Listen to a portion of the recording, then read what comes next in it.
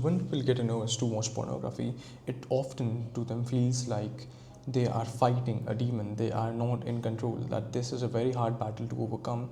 And because of things like r/Nofap, because of the advice that they give there, wherein they describe urges in such a malevolent manner, like you can't overcome this, you got genes like this, it's taken over your brain, blah blah blah. And for other reasons, like let's say some religious reasons, like Satan's trying to get you, Satan's doing this, Satan's doing that, you feel that urges are very strong.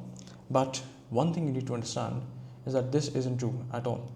Urges are made strong when you give them power, when you fear them, and when you do not understand them and where they come from in the first place. Urges mean, in reality, that your brain is withdrawing from the habit. It's a sign of the addiction losing power, of you becoming free. But because you have self-limiting beliefs about it, because you have brainwashings about it, you become a slave to it.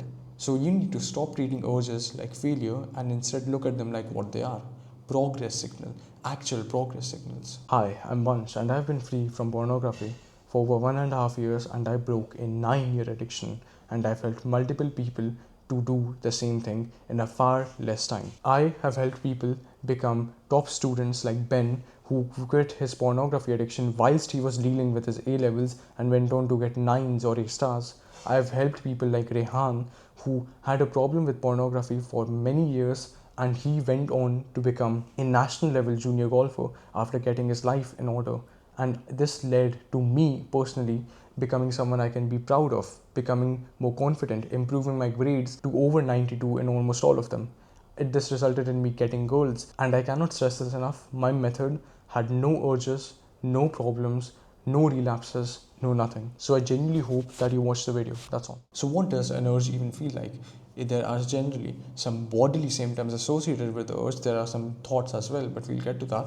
So the bodily signals are something like a fast heartbeat, are something like your pupils dilating, or you sweating, or your palms becoming jittery, or something else like that. Perhaps there's a tightness in your chest or in your throat, right?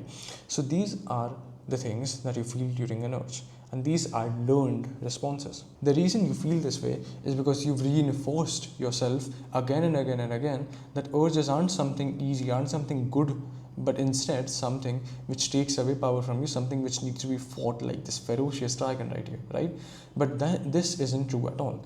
Urges are just bodily sensations which your body thinks, okay, we feel an urge is equals to we start to get a pupils dilate, we start to make him sweat, we start to increase his heartbeat and whatnot. Much like, let's say, whenever you hear the sound of cooking, you start to get hungry because you think, oh my god, food's going to be ready in any minute now, right? So this is the same thing right here. But the meaning that you assign them, the words that you assign them, is what truly holds the power, what truly gives them power. And meaning is assigned by you, not by your thoughts. Thoughts are automatic, right? Thoughts are simply something which come and go. You are the consciousness. So here's an example. You have 5 minutes before a speech, and you have all of these symptoms like your pupils dilating, your heartbeat increasing and whatnot, right? And you can have two interpretations. The first is that you can think, okay, my heartbeat is fast, that's because I'm unprepared, that's because I'm anxious, that's because I have not prepared for this at all, right? And hence you panic, and hence you end up ruining it, right?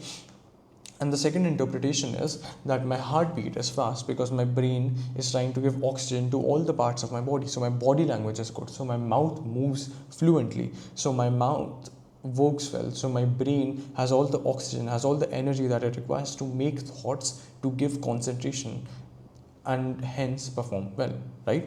And so this, when you do that, you get way better results, right? And this is all based on interpretations. Again, you felt all of the same things. This could be the same heartbeat, this could be the pupils dilating, or it could be an irregular breathing or whatnot, right? And you see all of these, and it's your interpretation which drives responses, which drives reaction. What you need to understand is that this all is in your power, and if you don't actively take control of it, it will take control of you. It's simply better to choose an interpretation which is A, based on truth, and B, based on beliefs which will help us. Now, people have this thought that urges are powerful, that there's this demon that they need to fight, but when they actually start breaking them down, they realize that, oh, I just need to turn on the light, and in reality, it's a cute little teddy bear that my sister got. So urges are natural, right? They are thoughts. Making up thoughts is the job of your brain, much like your heart's job is to beat and pump blood, much like your stomach's job is to digest food, right?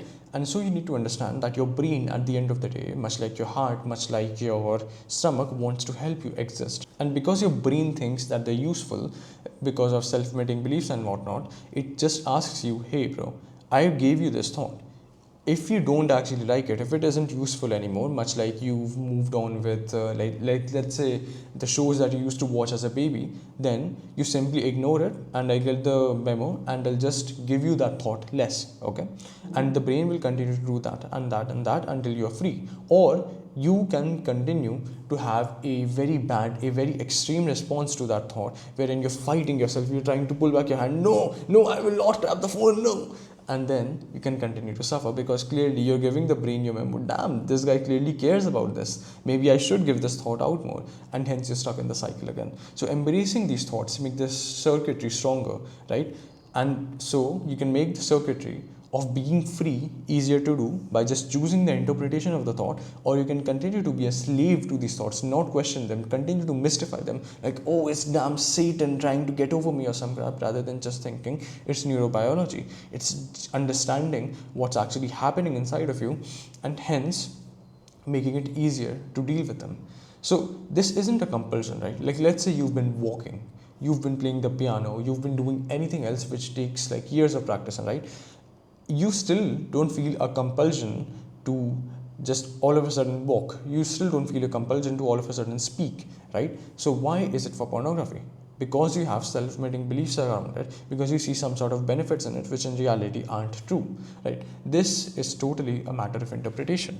Urges can often show up as a desire to just simply watch pornography, or something else like just once one third. You've had this thought before, and then you realize, okay, once did hurt, my ego got hurt, this got hurt, my productivity got worse, blah blah blah. And so you will say, I'll feel better after. Generally, do you? No. And then you will get another thought like, this is who I am. Now, is this actually who you are, or is this just the interpretation that you're choosing to embrace? Pretty obvious, right? So the best way to conquer them is not to run away from them, but to question them. Most people, what they try to do is run away from these thoughts, is try to distract themselves by going to the gym, doing push-ups, which in my opinion, especially if you're, never mind. But basically push-ups distracted me more because the floor and... So the best way to conquer these thoughts isn't to run away from them, but to question them, but to embrace them directly and to actually see if they hold any value. If they don't, you realize that there's no point in using pornography, and hence you won't use it. Imagine cocaine, right? If you're sad and someone tells you, hey bro, just watch pornography, it'll make you feel good, you'll actually consider it, right? But if someone says that, oh, you're sad, take some cocaine, you will feel that it's absurd. You will say no, because you know that cocaine is bad for you, because you see that as an absurd response. Much like cocaine users, much like crackheads used to do. The thing is that much like you learned to use pornography, the crackheads learned to use cocaine and whatnot. So what you need to realize is that this is all simply based on interpretation. This is all simply based on self-limiting beliefs. And this is the learned response. This is a learned response, and you can easily unlearn it when you start getting rid of the mountain of lies and whatnot that's built up. Hey, before we get further into the video, I want to make sure that you like and subscribe and comment, because it will help other people find the video and actually help them get towards freedom like you are doing so right now. There's also a course which is in pre-sale right now. So if you're interested in that, because the price will only continue to get higher, then there's the link in the description below. The triune brain model is this old brain model from the 70s about how the brain works. Now, the brain model turned out to be a little false in terms of neurobiology, because that's way more complex. But in terms of understanding how your thoughts work, how you can understand them, what kind of thoughts are there. It is an excellent brain model. There's the human brain, the human part of you, which is the prefrontal cortex, the more newer part of you, which has been there for tens of thousands of years. And then there's a mammalian brain, which is of course related to community and socialization and emotions and whatnot, which has been there for tens of thousands of years, perhaps even hundreds of thousands of years. And there's the reptilian or the primal brain, which has been there for millions of years. So I'll ask you this: which one do you actually identify? And this is something that you need to think about. Which are the thoughts which show up most often in your mind? And this is the one that you need to address directly. But which one is you? And this is a trick question. You are the general. You are the person who controls where the thoughts go, how they work, what they tell you, etc., etc. And this is all entirely in your control if you actually take control of it. The brain makes up thoughts. The heart beats. The stomach digests. And it's your job to differentiate which ones are important, which ones are not. And it's your job to understand also that your thoughts exist separately from you. You, like I said, are the general to these soldiers, right? This is the reptilian brainwashings, this is the emotional brainwashings, this is the logical brainwashings, and it's your job to take the beliefs, to take the problems and whatnot, and decrease them and understand them and remove them so that they can be good fighting soldiers, right? And you do that by firstly understanding that you are separate from them, you are not a part of them, right? And the best way I can teach you this is via an exercise. Close your eyes and for the next 10 seconds think, what will my next thought be?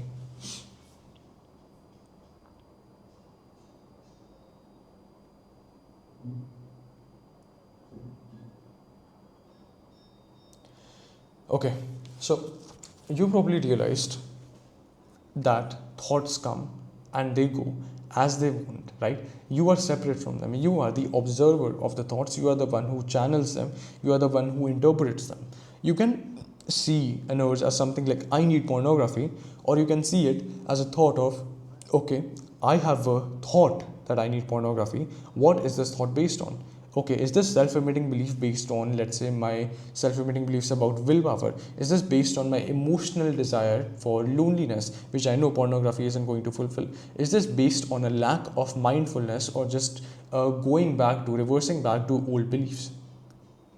You figure that out, and hence you understand where it's coming from, and hence the fear and all of the rest which held power over you before, it doesn't hold as much power before, because you've actually broken it down to what it actually is in reality.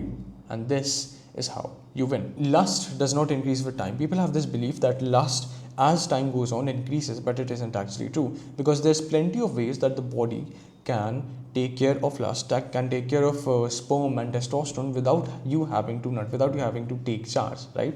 And this means wet dreams. So of course you're aware of that. If you just stop nutting, your body will nut in your sleep, and I would argue like that's a way more pleasurable experience. That's all I'll say.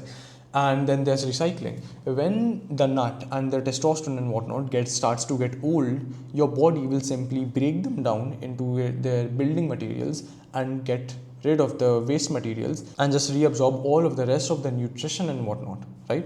So this is pretty simple. And then there's the nature of testosterone. Testosterone increases not just with time, right? Like as if you're like a 10-year-old and then you started having puberty and whatnot, then of course your testosterone will increase with time, but that's a separate thing. By that logic, you can make an argument that testosterone decreases with time because an old person will start to decrease in testosterone. But the actual nature of testosterone is more like it's based on novelty. You of course know that dopamine and whatnot. It's based on good nutrition, so like having lots of protein, having lots of healthy fats and omega-3s and whatnot, or micronutrients like selenium, like magnesium, which makes sure that your sperm production is good. Another belief that may be because of the reptilian brainwashings is your beliefs about willpower. People often think that willpower is a limited resource, right?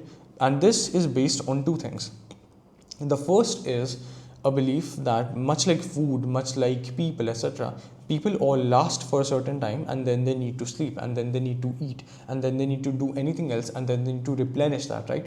And so this is what the old belief about willpower is based on, because we as a society, we as a species just saw things that were okay, consumed, and then we need to replenish them, and then we can go back to using them again. That's how it works for most of the time. But willpower in reality doesn't work like that. Willpower is based on mindfulness. Willpower is based on understanding that you just need to focus on this moment right now. Imagine someone is running a race and someone tells you, someone older than you or some crap, tells you that you have 100 steps that you can take and after that you will fall.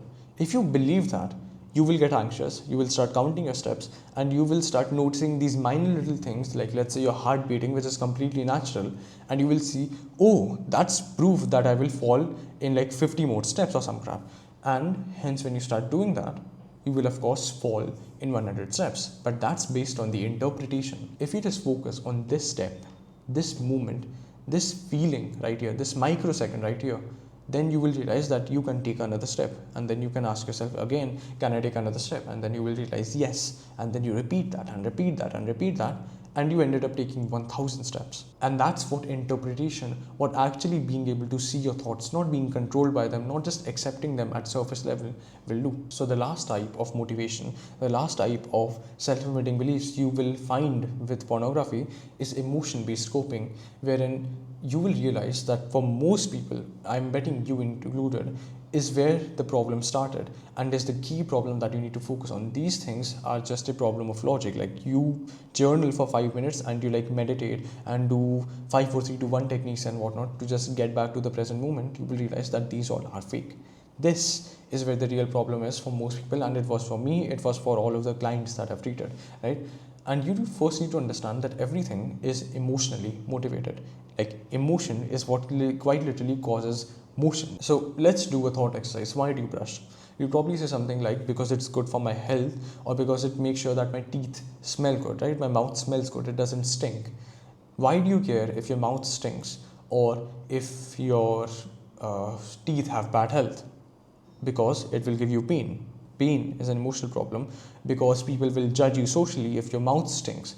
That is also an emotional problem because you don't want to be judged, or you want your kiss or whatnot to be good. You realize that you want your mouth to smell good, so people don't judge you. So people think you as an upstanding, rightful citizen or whatnot, right?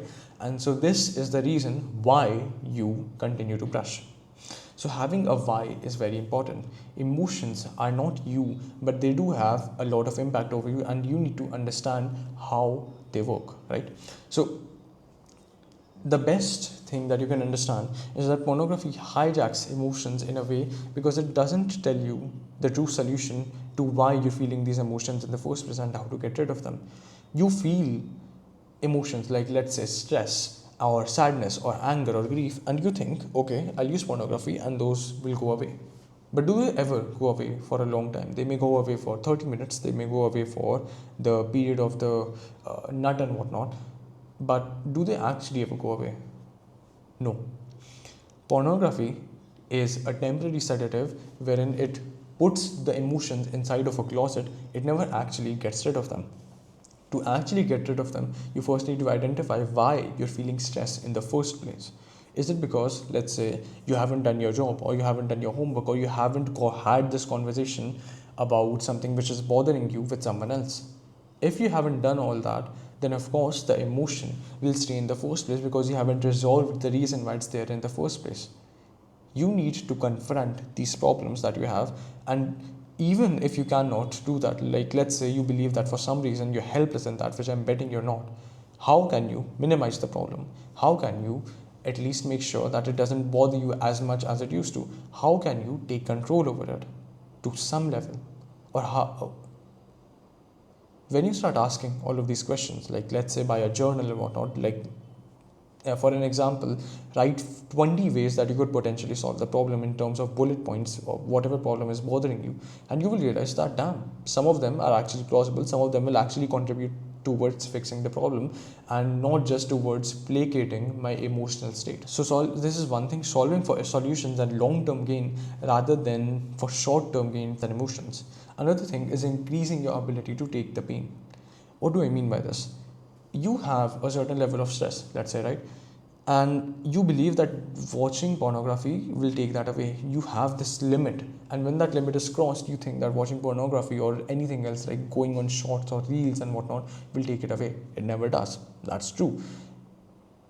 But the reason that you interpret that as a finishing point, as the nth point till you can be without pornography, is because you have a low ability to take pain. You just need to be comfortable with taking pain. You need to be comfortable with having some level of pain inside of your life, inside of your work, inside of your mind, and just being okay with it, right?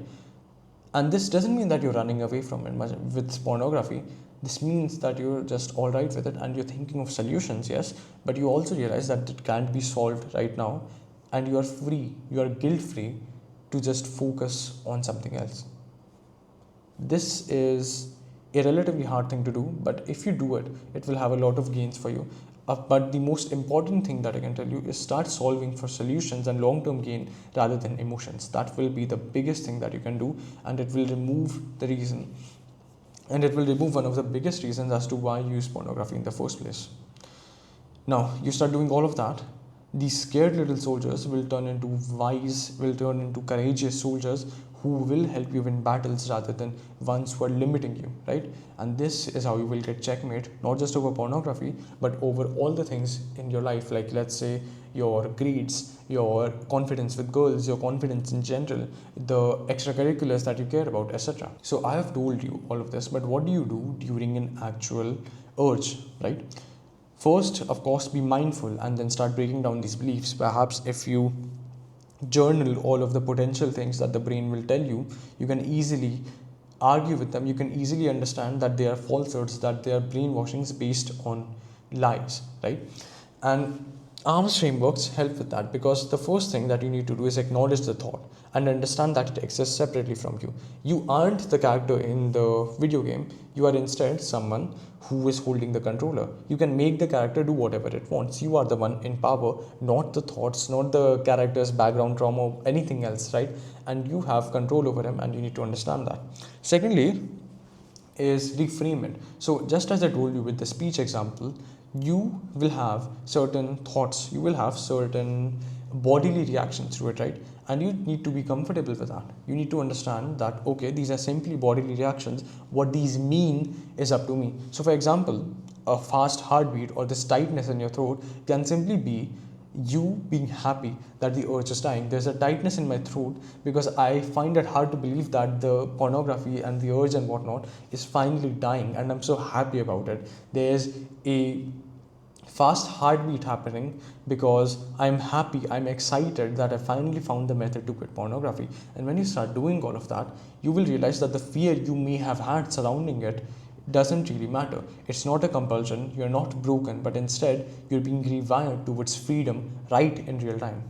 The third thing is move on, be energized about the newfound energy. And this isn't running away from it, but instead running towards freedom, running towards something which is more fulfilling, something which isn't consumption, but instead you're creating something. This could be something like YouTube videos, right, as I'm doing, or it could be going towards art, or it could be learning something like a skill, like language or anything else. And this means that you don't consume mindlessly, because I think that's one of the biggest things that keeps people sad. But instead you are a creator, you are someone adding to the culture of arts of humanity, you are someone adding to a community and whatnot. So when you start doing that, you will realize that you will become way more happier, because creation is one of the most happiest things that you can do, right? And the fourth thing is to smile, because now you're working towards becoming someone you can be proud of, someone who doesn't feel the guilt, someone who doesn't feel the resentment which comes from pornography, and you're actively providing value to your loved ones, to the world, and you're making progress in the world. Isn't that the best thing that you can do? Well, so here are some tools. The first is, of course, being more mindful. You can do the 5-minute meditation thing like this monk guy here, or one thing that will be useful is for acknowledging is the 5 4 3 2 1 grounding technique. So basically, whenever you start getting these thoughts and these ruminations, which basically turn into a spiral wherein you're just constantly getting worse and worse and worse, like, oh, I'm having a heartbeat. Oh, does this mean I'm getting an urge? Oh, I'm getting an urge. Oh, the urge is so powerful, it's a damn dragon, blah, blah, blah. Instead of that, you start to realize the present moment. You start to take a deep breath, and then right now, do it with me. You notice 5 things that are around you. So for me, it's the laptop currently, which I'm showing the presentation on. It's the camera, which I'm recording it in. It's the lighting, it's the mic, and it's the clothes that I'm wearing, right? You see 4 things that you can touch. So for me, it's the floor, it's the table, it's the chair, and it's my clothes, right? You start to see 3 things that you can hear. For me, it's my voice or the hum of the fan, and then you start to notice the 2 things that you can smell. So for me, it's this slight saccharine smell in the air, and it's the normal smell of concrete from behind and whatnot, right? And 1 thing that you can taste. I just had some water, so I can just taste the saliva, and that's all that I can taste. So just by doing this, you start noticing that, okay, I'm in the present moment. I'm not being hurt by anything. I'm not being hunted by a lion. I have had food. I am drinking water relatively well. I am in a relatively good residence and whatnot. I don't have to worry about shelter, and I am just living. Okay. So this takes away a lot of the anxiety that you may have with pornography. Another thing that you can do is start to journal about it. And this isn't just the bullshit, average Dear Diary bullshit of 5 things I'm grateful for, but instead, you start to break down your beliefs about pornography. Much like I said, this could be the emotional beliefs, this could be the way that society and culture has told you that pornography is alright, or made it easy for you to get it. And this could be emotional beliefs, this could be logical beliefs, or the way that you can make yourself more mindful.